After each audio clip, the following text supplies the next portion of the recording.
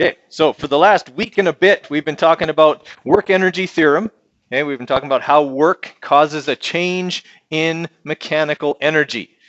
But we didn't really talk much about what mechanical energy is. We talked about kinetic energy, we talked about potential energy, okay? But now we need to look at what's mechanical energy, and more specifically than that, we need to look at why it is always conserved. Okay. Back in the chemistry unit, we learned about the law of conservation of matter, okay, or the law of conservation of mass, that said nothing can be created or destroyed, okay? Things can be rearranged, things like that, but you can't create matter, you can't destroy it. The same is true for energy. Okay? Even though energy is not a material, it can't be created and it can't be destroyed. It always has to be conserved. So when I do work on something, okay, I will change that something's potential and or kinetic energy, right, by exactly the same amount of the work I've done. So if I do 100 joules worth of work, the mechanical energy of that object will change by 100 joules in the perfect physical world. In the real world, it might not. I might do 100 joules worth of work and the mechanical energy of the object will only change by 80 joules. Okay? Does that mean 20 joules were destroyed? No. They just didn't do useful work. Okay? They got turned into some other form of energy. Sound, heat, most commonly, sometimes light. Okay? Other forms of energy is what they turned into, and that's usually because of things like friction and stuff like that. Okay? But the energy is always there. It never disappears, and energy is never just made. Okay, we don't just suddenly have more energy. Okay, that's why a perpetual motion machine can't work. Okay, is it would have to essentially make energy in order for it to do what it does. All right, so when energy is transferred to an object, it can cause a change in both the kinetic and potential energy simultaneously. Okay, that's the work energy theorem. That's what we talked about for the last week and a bit. All right, so a ball thrown upward has kinetic energy because it's moving. Okay, as soon as it leaves my hand, it has kinetic energy. But as it moves upward, what happens to that kinetic energy? Okay, it gets converted into potential energy. And here's why.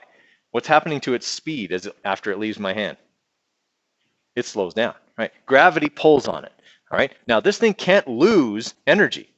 It can lose kinetic energy as long as that kinetic energy turns into something else, all right? The total mechanical energy has to remain the same. So what happens is the kinetic turns into potential until it reaches its maximum height. At its maximum height, it's not moving. It has no kinetic energy. All of its energy is now potential. Okay, and then it'll fall back down and the process will reverse itself. Okay, all the way through that flight, it has exactly the same amount of mechanical energy. Okay, the amount of mechanical energy it has will always be the same. How much of it is kinetic and how much of it is potential will change as it moves up and down. All right, everybody with me there? Okay, that's effectively the law of conservation of mechanical energy. Mechanical energy cannot change. What can change is how much of it's potential, how much of it is kinetic. Okay, so the ball thrown upward, okay, has this, but it also has potential energy because of its position above the Earth. Since kinetic and potential energy are closely related, okay, we often sum them up and call it mechanical energy. So we calculate mechanical energy by adding the kinetic energy of an object to the potential energy of an object.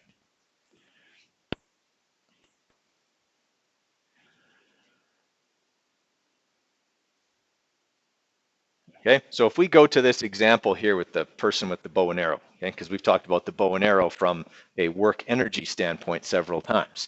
When I draw back the bow, I do work because I exert a force through a distance. Okay, in doing so, I put elastic potential energy into the bow. So let's say I do 500 joules worth of work in drawing the bow. When I release the bow, it will exert a force through a distance on the arrow. Okay, when the arrow leaves the bow, how much energy does it have? Right, as much as I did, 500 joules. Okay, now when it leaves the bow, all of that energy is going to be kinetic. That'll be where it's moving its fastest, right? Okay, because it's aimed straight upwards, and we'll assume we're at ground level. Okay, the arrow will have all kinetic energy, but as it travels upwards, okay, it'll lose kinetic because it turns into potential. Okay, so the thing of it is that even though that's happening, the amount of mechanical energy will always be the same. So it's going to follow, it's going to do this, right? It's going to go up, okay, and then it's going to come back down. All right. Well, Whoops, that arrow points upwards. Okay, so right here, okay, we've got that mechanical energy equals the kinetic plus the potential. Okay, it's just that here, all of the energy is kinetic. Okay, and so we have 500 joules worth of kinetic energy, so our mechanical energy equals 500 joules. Okay, about halfway up, we'll say, okay, this still equals 500 joules, but now half of it is kinetic and half of it is potential. Everybody with me there?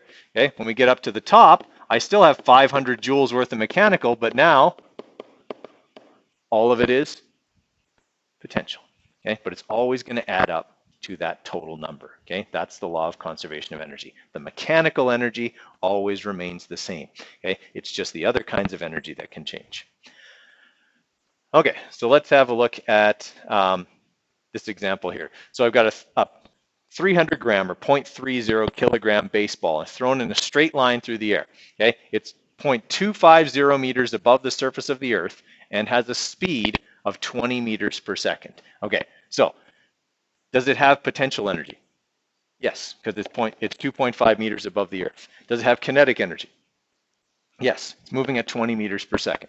All right, so they want me to calculate the total mechanical energy of the baseball. Well, we just said mechanical energy is kinetic plus potential. And we've been using these two formulas for over a week and a half.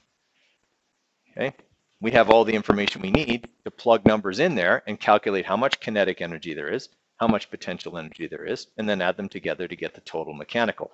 Okay, so what we do is we plug in 1/2 times 0.3 times 20 squared, so there's our kinetic energy, okay, plus the potential, 0.3 times 9.81 times 2.5, right? And so we've got 60 joules of kinetic, 7.36 joules of potential, which means we have 67.4 joules of mechanical energy. Okay, that difficult calculation? No. Okay, calculating mechanical energy is just a matter of being able to add potential and kinetic together. All right, so on that note, I want you guys to try 8, 9, and 10. Okay, I have the answers on here so that you can double check them. Don't worry about these numbers here on the side. We'll talk about why those are there in a minute. Okay, so just for right now, just try number 8. So we got a seagull flying horizontally at 8 meters per second, carrying a clam with a mass of 300 grams. Okay, what do I need my masses to be in here? Kilograms, right? Okay. Calculate the total mechanical energy of the clam when the seagull is 30 meters above the ground. Okay, so I'll give you a couple minutes on that one, okay, and we'll walk through it.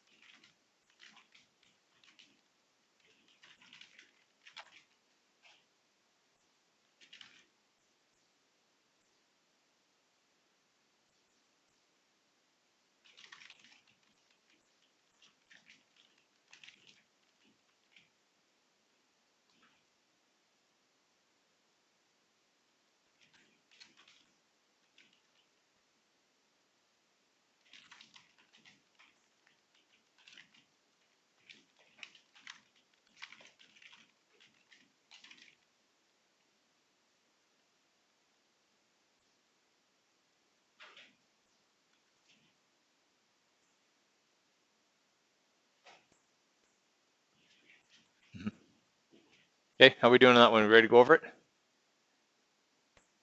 Yes? Okay.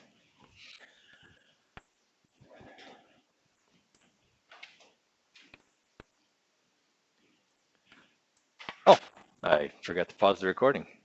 Just been recording nothing for the last however many minutes. Okay, so we have the mass of the clam. Okay, it's 0.300 kilograms. All right, we know the speed of the clam is 8 meters per second. Okay, we know the height of the clam is 30 meters. Okay, and we are looking for its mechanical energy. So mechanical energy equals kinetic plus potential. So we just plug in our formulas here, 1/2 mv squared plus m times g times h. So kinetic plus potential, right? And then we're going to have 1/2 times 0.3 times 8 squared plus 0.3 times 9.81 times 30. Okay, so 0.5 times 0.3 times 8 squared. So we have 9.6 joules of kinetic plus 0.3 times 9.81 times 30. Okay, so we got 97.89 joules worth of mechanical energy. Okay, most of that being which potential. Yeah, most of it is potential. Okay, questions on that one? All right, try number 9. Okay, so in number 9, you got this athlete whose mass we know. Okay, leaping into the air to clear the bar. Okay, top of the leap, the athlete has a total mechanical energy. So they give us the mechanical energy in this one. Okay, of 3,000 joules and is moving at 8.33 meters per second. Calculate the gravitational potential energy of the athlete. Okay, so this time you're looking for the potential energy. Okay, so let's have a look at number 9 here. Okay, so on number 9, they tell us the mechanical energy in total, right? And they tell us that it is 3,000 joules. Okay, they tell us that the mass of the athlete is 55 kilograms and that they are moving at 8.33 meters per second, and they want us to calculate their potential energy, right? So once again, we have mechanical energy equals kinetic plus potential. All right, if I want to get potential by itself, what do I move? I just subtract kinetic over from the other side, right? This plus this equals this, okay? So mechanical minus kinetic should equal potential, okay? Kind of logically speaking there. So mechanical energy minus kinetic should equal our potential energy.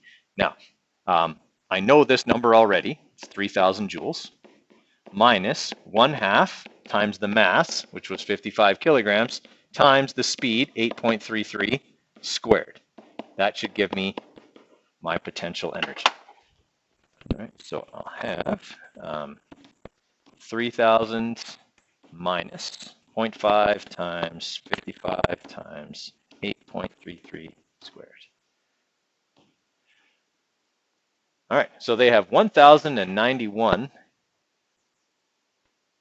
joules, 1,091.8 joules of potential energy. Okay. Everybody all right with that? Okay. Now, here's the thing I would add to that question if I were asking it. I would ask, how high is the bar?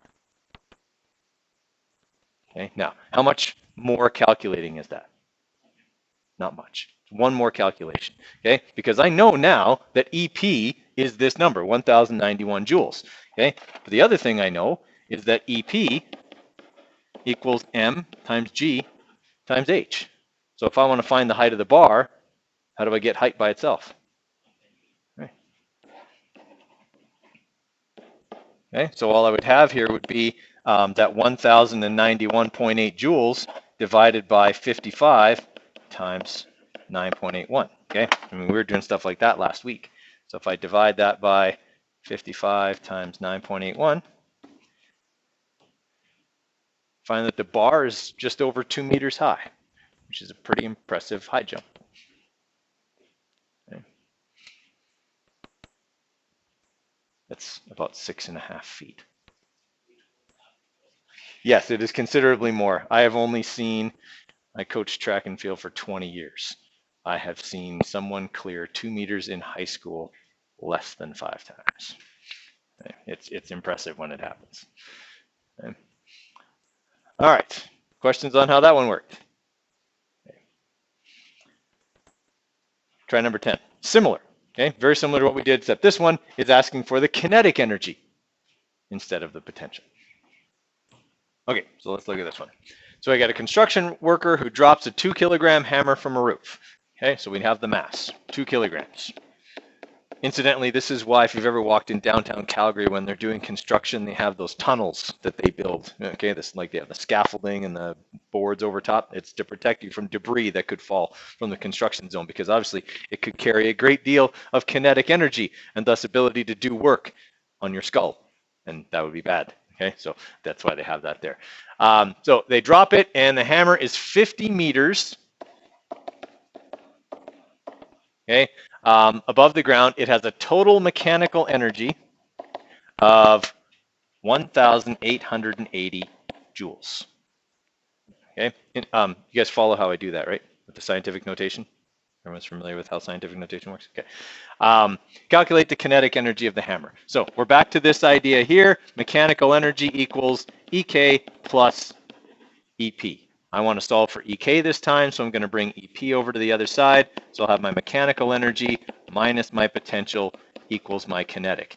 Now, that's a fairly straightforward calculation. Okay, I would have my 1,880 joules minus 2 times 9.81 times 50 equals my kinetic energy. But here's where I would advance the question. Instead of having you calculate the kinetic energy, I would have you calculate the speed. So how do I get speed by itself? Okay, so I divide both sides by half of m, so that'll be divided by 1/2 times 2. And then what? Square root it.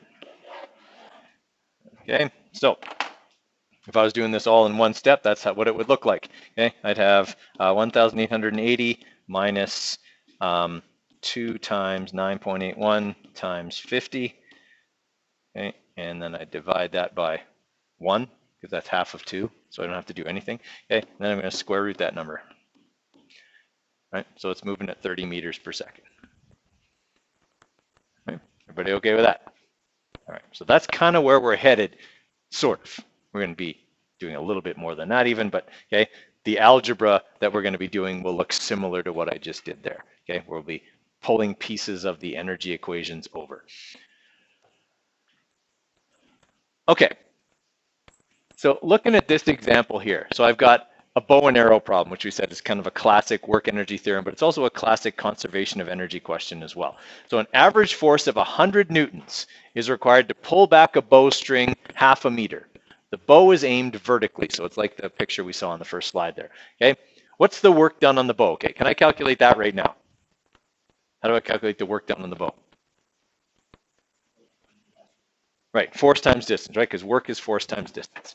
Okay, so work equals force times distance. So we'll have 100 times 0.5. So we're looking at 50 joules. Okay, so we did 50 joules worth of work. All right, how much potential energy is stored in the bow? 50 joules. Okay, so this is where the law of conservation of energy comes in. I did this work, it got turned into potential energy, all of it. Okay, so work energy theorem and law of conservation of energy together there. All right, how much kinetic energy does the arrow have the instant it's released from the bow? 50 joules. Okay, there's another law of conservation of energy type of idea. Okay, what will the potential energy of the arrow be at its highest point? 50 joules.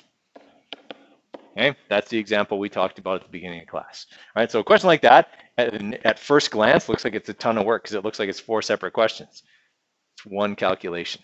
Okay, as long as we understand the law of conservation of energy, we know that that amount of work that was put into the system, okay, will be there as mechanical energy at any point. Okay. Oh, we already did those. All right, so the law of conservation of energy says that the mechanical energy at any given point in a movement, just like the bow and arrow question we just looked at, is always the same. Okay, how much of it is kinetic, how much of it is potential changes, okay, that's fine, but the mechanical energy, what they add up to, will always be the same number. That means that I can say the initial mechanical energy will always equal the final mechanical energy. If energy is conserved, that number never changes. That statement is always true. Everybody okay with that? All right, so that is mathematically the law of conservation of energy.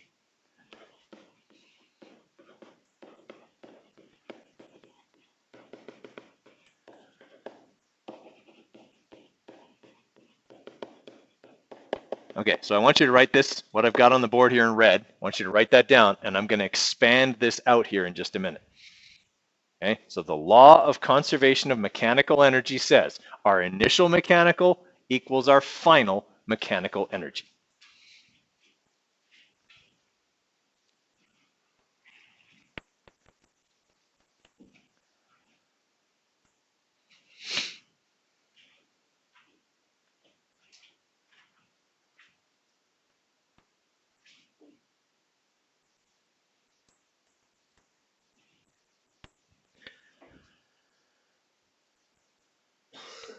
Okay, we just did a bunch of questions where we used the formula that calculates mechanical energy. What two things do I add together to get mechanical energy?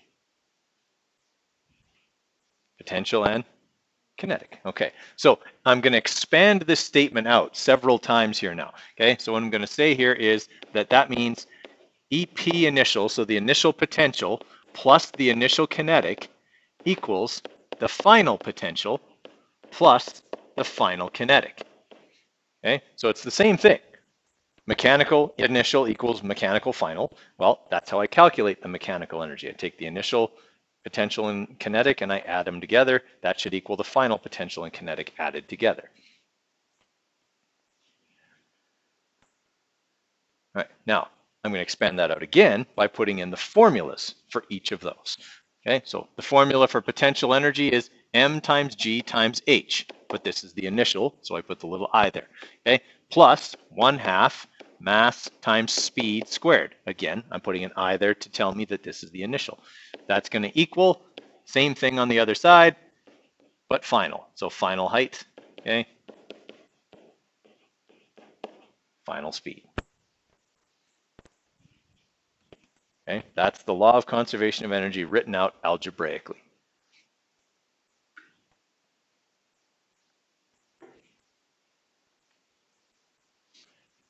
All right, we're going to use this setup to solve this example problem right here.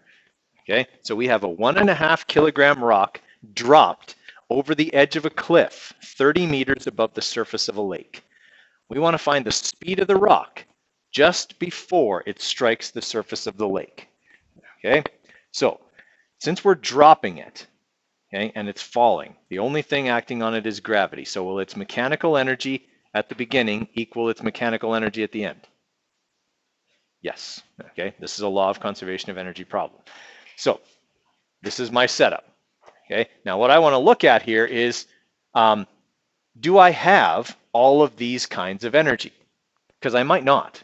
And that would mean I could simplify this final statement. I wouldn't have to have all of these variables. Everyone kind of follow me on that? Okay, so in reading this question, it says that the rock is dropped. If something is dropped, how fast is it going? Okay, it might accelerate at 9.81, but how fast is it going?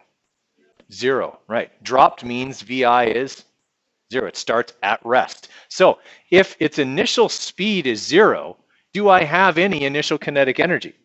Okay, so that means I can take this out. That means I can take this out. Right? I don't have any kinetic energy at the beginning. Similarly, the end of this question is ground level or water level, the lake. Okay, what's the potential energy there? 0, because the instant it strikes the lake, its height will be 0. If its height is 0, then it doesn't have any potential energy final. Right? Did I just make my life a lot easier? I got a lot less things to move around by reading the question carefully and deciding what things I can cancel. Okay? So what I'm left with is m times g times h initial equals 1/2 mv final squared. Essentially, okay, I'm saying that my initial potential equals my final kinetic, but I'm still saying this. Okay? I'm just saying that at the beginning, all my mechanical energy is potential, and at the end, all my mechanical energy is kinetic. Okay? I'm not changing the law of conservation of energy. It's just this plus 0. Okay? Still the same thing. All right, so I want to find VF. How do I get VF by itself? Okay, divide both sides by 1/2 of m. All right. What's going to happen to the m's? They'll cancel. If you don't want to cancel them, it's fine. It won't matter if you punch them in, but they do cancel. You can save yourself some time. Okay, so I've got that canceled off. That solves for VF squared. I want VF. So what do I have to do? Square root. Okay, so my final formula here will be the square root of g times the initial height divided by 1/2. That will give me the speed of the rock just as it strikes the lake. Okay, not a really difficult manipulation. You've done ones harder than that already. Okay. So when we punch in our numbers here, okay, what we'll have is 9.81 times, was it 30 meters? Yeah, 30 meters, okay, divided by 1/2, okay? So,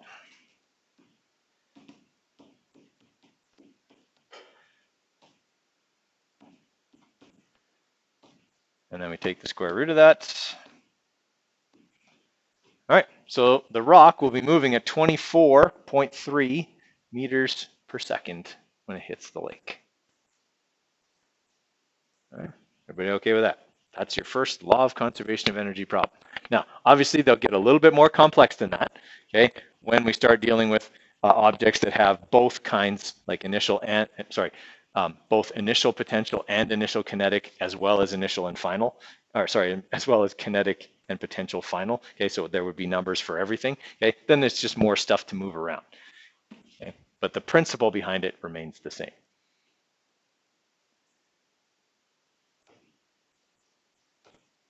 Okay, I want you guys to try these two here. Okay, they're very similar just to what we just did. So in this one here, we're dropping a water balloon. So it's basically exactly like what we did, except instead of a rock, it's a water balloon. Okay, and then we'll try number 12 after that. Okay, so on number 11 here, okay, we know the mass. The mass is 10 kilograms. Okay, we know it's dropped from an initial height. Okay, and I know that's initial because it said it was dropped from that height. That's where everything starts. Okay, 12.0 meters. We want to calculate its speed when it hits the ground. Okay, so that'll be our final because that's where it ends. So EI equals EF. That is the initial mechanical equals the final mechanical, which means that initial potential plus initial kinetic equals final potential plus final kinetic. Can I eliminate any of those because they are 0? Okay, I don't have any initial kinetic because it says it was dropped, and final potential because it's hitting the ground where the height would be 0. All right, so then I can plug in my formulas, okay, at this point. So I'll have m times g times h initial, that's my initial potential, okay, equals 1/2 mvf squared. Okay, that's my final kinetic. I want to solve for the speed, so I'm going to move 1/2 of m over to this side. The m's will cancel, okay, and then I'll take the square root in order to get VF. Right, so VF will equal the square root of 9.81 times 12 meters divided by 1/2.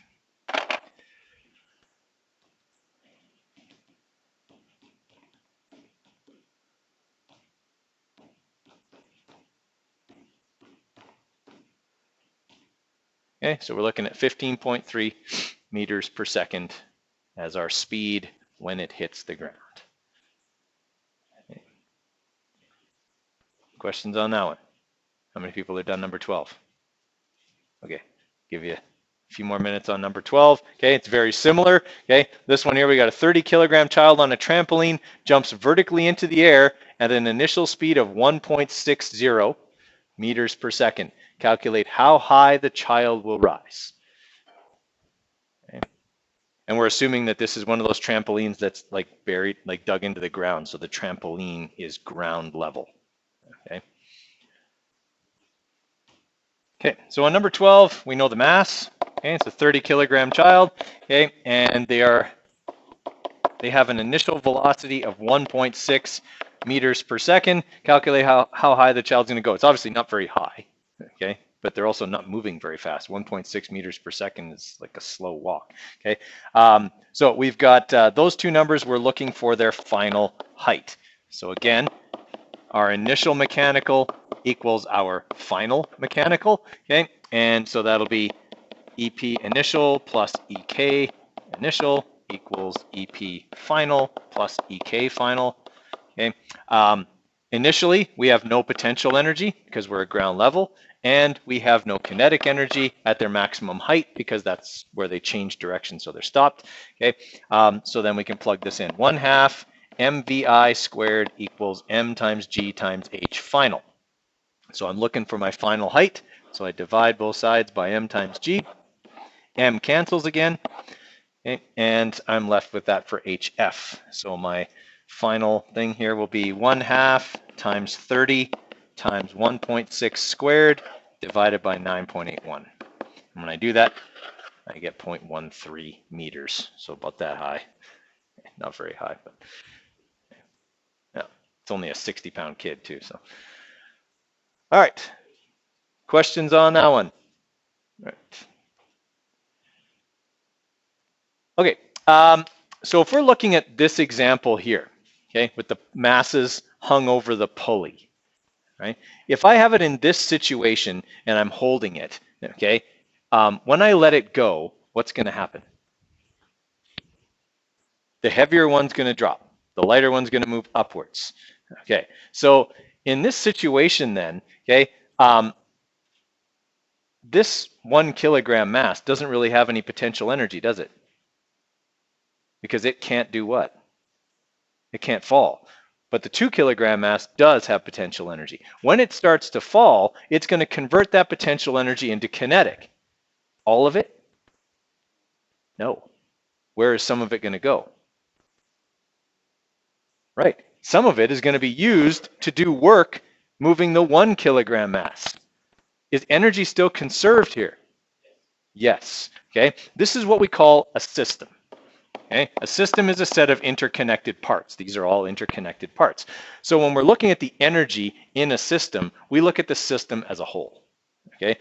The mechanical energy of this system is not going to change.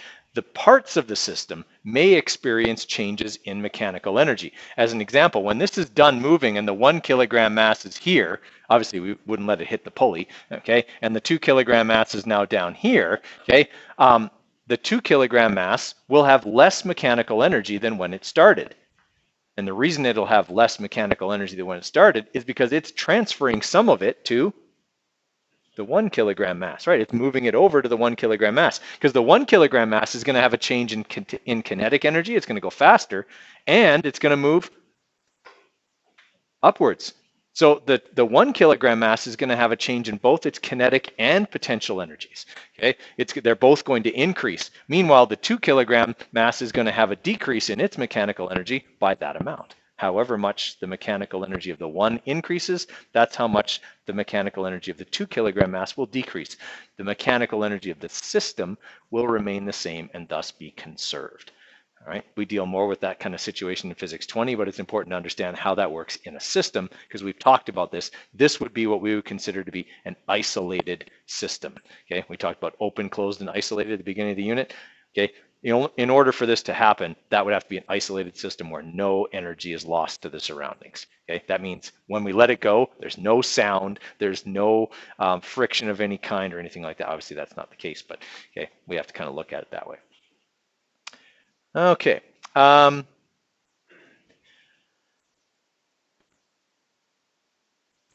Okay, 13 and 14. You know what? I want you to try 14, not so much 13. Now, just for clarity's sake, a pendulum. Okay, this is a pendulum. Okay, swings back and forth. Okay, sometimes you see them on old grandfather clocks.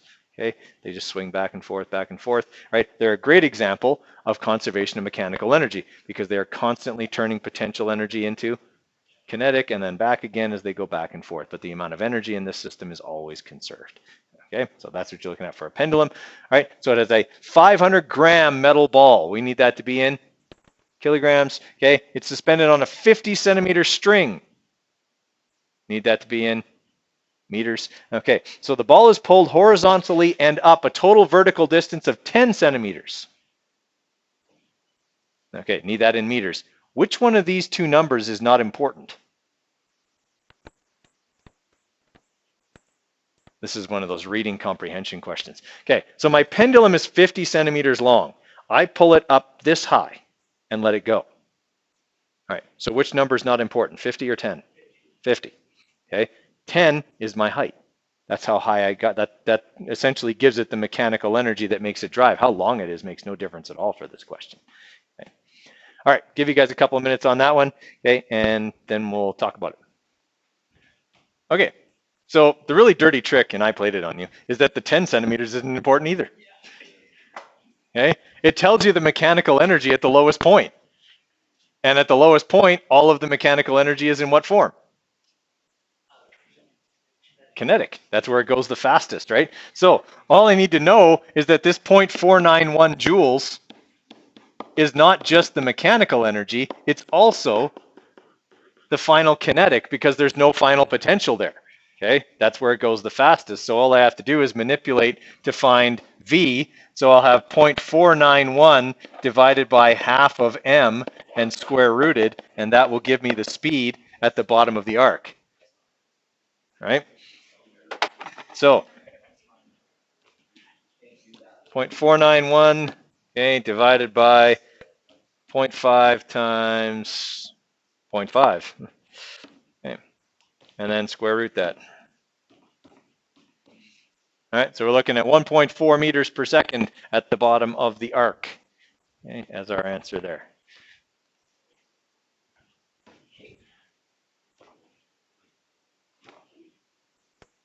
Okay, so we just talked about the pendulum here. Okay, so we're going to skip that part, but I'm going to ask you a few things about some of these graphs. Okay, first off, number 2 is not a graph; it's just a picture of a football. So a kicker on a football team kicks a football and it travels according to this trajectory. Okay, because the football is a projectile. This is what we call a projectile arc. Anytime you throw something, it follows an arc. Okay. So what types of energy does the football have at the moment the ball leaves the kicker's foot? So we're going to assume that this is not a punt, okay, where they hold the ball and drop it and kick it. Okay, this is one where the ball is on the ground, right? So when the kicker first makes contact with the ball, okay, and hits it with his foot, all of the energy of the ball is going to be in what form? Kinetic, because it's still on the ground. Okay, still on his foot, still on the ground. All of the energy at this point here will be kinetic. All right. Now, as it goes up to this point, okay, what kind of energy does it have here? And kinetic. Okay. This didn't get kicked straight up in the air. It got kicked forward and upwards, which means at this point, it's still moving forwards. Okay. It doesn't have as much kinetic energy there as it did at the beginning, but it still has some because it's still moving forwards. Right. Then when it comes back down to here, obviously all of its energy will be kinetic again. All right. All right, looking at this graph here. What's wrong with this graph? It shows potential energy as a function of height. And it shows potential energy on the y-axis and height on the x-axis. Looking at this graph, what seems wrong with it?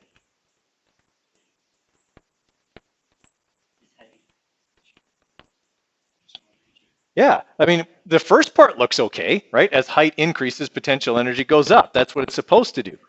Why does it drop here? Because this graph is terrible. What is not on the axis of each graph? Any numbers. There's no scale. Okay, this is why scales on a graph are part of making a good graph. Okay, what this should say is here's a height of 0, here's a height of 0, and here's the maximum height. Okay, then all right, then we would at least have some kind of scale, and then this graph kind of makes sense. But if we don't have that, we assume that height increases all the way along the x-axis like things normally do on a graph. And that means that according to that idea, that at some magical height, potential energy decreases, even though the height is increasing, which makes no sense at all. Okay, so that's not the case. It's just because they didn't put a scale on here. And the same is true for this one of kinetic energy as a function of height. Yes, kinetic energy should go down as a function of height. The higher up we go, the less kinetic energy we should have. Here's a height of 0. Here's the maximum height. And again, here's a height of 0 over here. Put a scale on that graph, it makes a lot more sense. Without the scale, that graph is very misleading. Okay. All right. Here is what we want to do next. Before we do that, I want you to copy this down, and we're going to do it together. This is a roller coaster. Okay. Here at the highest point on the roller coaster is moving at, we'll say, 4 meters per second. And it is 40 meters above the ground. Over here, it's 15 meters above the ground. And I want to figure out how fast it's going.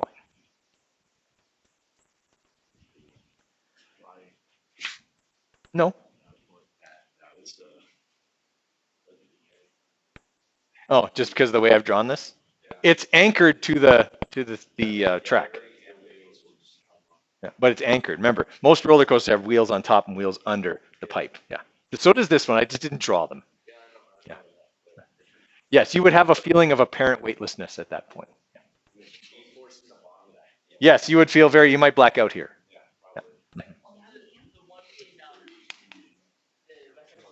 Yep. Yep.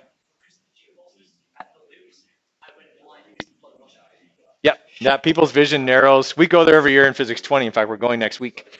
And yeah, people black out on it all the time. It's really funny if they're screaming and then they black out, because it just goes quiet. But okay, let's figure this one out. What do I know? Oh, I didn't give you the mass, but you don't need it, but I'll tell you the mass anyway. Okay, we'll say the mass is 400 kilograms, just for argument's sake. Okay, so what do I know about the initial and final points on this track? Okay, I know their heights. What do I know about the energy at those 2 points? Right. Okay, this is the conservation of mechanical energy problem. The mechanical energy here and the mechanical energy here are equal. All right, so I start off this question like this. Mechanical energy initial equals mechanical energy final. Right, so this is just like the question where we dropped the rock off the cliff. Okay. All right, that means initial potential plus initial kinetic equals final potential plus final kinetic. Okay, nothing we haven't done before. Are any of those 0? No, not in this question. So this is about as difficult as they get. Okay, because none of them are 0, I'm going to have to move stuff around. So what I usually do is at this point, since I know none of them are 0, I isolate the energy type that has what I'm looking for in it, just so I don't have to do it later. All right, so I'm looking for final speed, which is going to be part of which energy? Kinetic final, right? So part of this one. All right, so I'm going to get that one by itself. What do I do with this? Subtract it over to the other side. All right, so I'm going to have EP initial plus EK initial minus EP final equals EK final. All right, now I'm going to plug in the formulas. So I'm going to have M times G times H initial plus 1/2 MV initial squared minus M times G times H final equals 1/2 MV final squared. All right, so I've just expanded it out. It's a bit of a mess, okay? What's in every single term? All right, so does mass matter? It matters if I'm looking for an energy type, but the mass doesn't affect how fast that cart will be going when it gets to that point, because only gravity determines that. Right. I can cancel the masses. If you're not comfortable with that, you can plug 400 kilograms in for every place there's an M, and your answer will be exactly the same as the answer I get, even though I'm not going to put in the 400s. Okay, and that's because the 400s will end up canceling out anyway.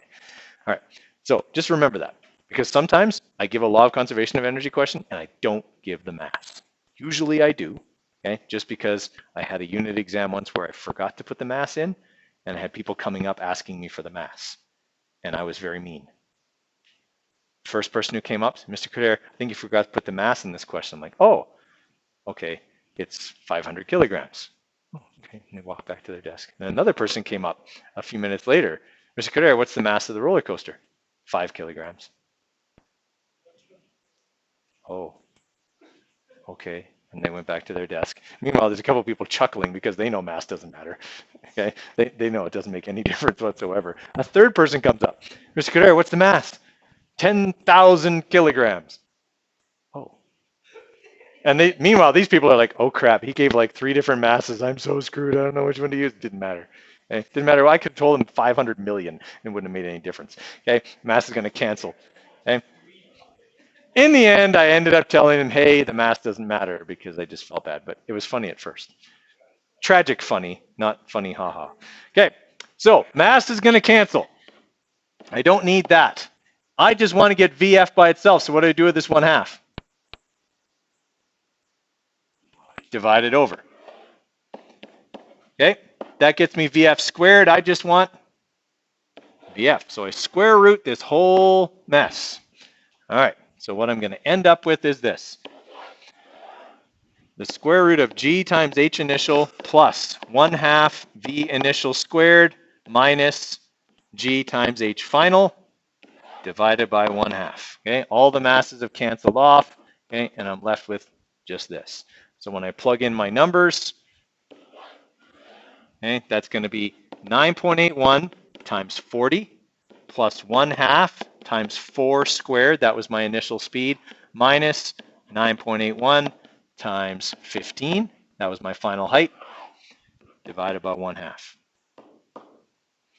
All right, I would not suggest trying to type this all in under a square root with a bunch of brackets.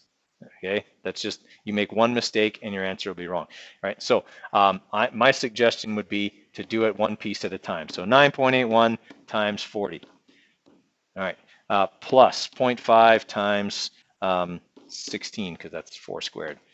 All right, minus 9.81 times 15. Okay, divided by 1/2, and then square root that.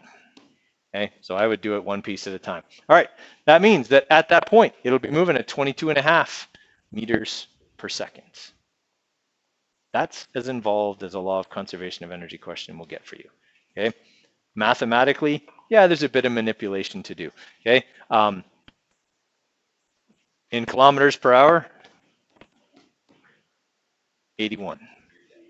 Okay. Well, that's how fast the Mindbender goes, bottom of the first loop.